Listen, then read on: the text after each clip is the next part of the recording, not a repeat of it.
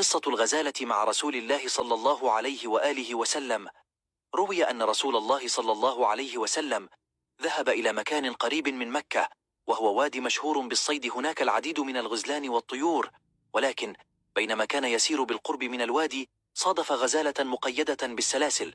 فلما رأت الغزالة رسول الله صلى الله عليه وسلم فرح قلبها، فقالت: يا رسول الله، إن ذلك اليهودي قد اصطادني وخرجت لإطعام أولادي الصغار، لكن ذلك اليهودي طاردني وقام بتقييدي. وقالت: يا رسول الله، أرجوك أن تكفلني عند ذلك الصياد اليهودي حتى أعود إلى أولادي وأرضعهم وأعود إلى قيوده. فتبسم رسول الله في وجهها ابتسامة حنان ورحمة، فقال لها: ابشري، سأطلب منه أن يفك قيودك سواء قبل عودتك أم لا. ثم جاء ذلك الصياد اليهودي فوجد أن رسول الله صلى الله عليه وسلم قد جلس بجانب الغزالة، فقال اليهودي للرسول: لماذا جلست بجانب صيدي؟ فأجابه الرسول بابتسامته اللطيفة الرحيمة المليئة بالرحمة، فقال: يا أيها اليهودي، أطلق تلك الغزالة وخذ ما شئت فدية. فقال له اليهودي: هل أستطيع أن أعوض صيدي بغيره؟ لا، وألف لا، لن أقبل. قال الرسول صلى الله عليه وسلم: أولادها صغار وتريد أن ترضعهم وستعود إليك مرة أخرى. فضحك اليهودي بسخرية واستهزاء وقال: هل تهرب الغزالة وتعود مرة أخرى؟ ماذا تقول؟ فقال له الرسول صلى الله عليه وسلم: فأخذت منها موثقا لترجع إلي، وعاهدتني بأن ترضع أولادها وترجع إلى قيودك.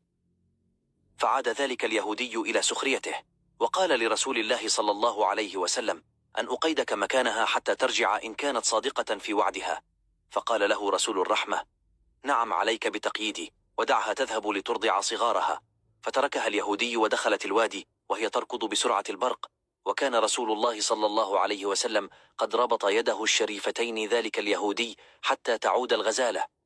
فلما جاءت إلى صغارها بسرعة البرق قالت لهم: ارضعوا بسرعة، فإن كفيلي رسول الله عند ذلك اليهودي وقد كبله مكاني لحين عودتي. نظر إليها أولادها الذين أنهكهم الجوع وقالوا لها: أتريدين أن نرضع ورسول الله مغللا رهينة طعامنا؟ يا أماه، حرم الله حليبك علينا ما دام رسول الله رهينتنا.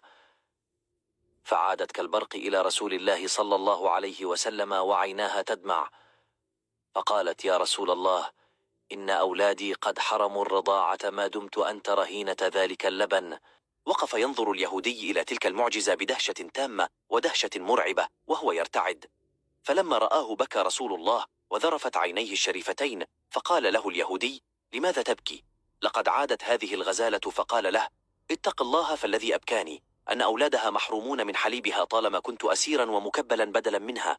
فبكى ذلك اليهودي من شدة المنظر الإلهي والمعجزة، مما جعله يصرخ بأعلى صوته: فديتك يا رسول الرحمة، أشهد أن لا إله إلا الله وأشهد أن محمدا رسول الله. فخافت أطرافه من وفاء الغزالة بوعدها، فأسلم وأطلقها وقال: اذهبي فأنت حرة في سبيل الله.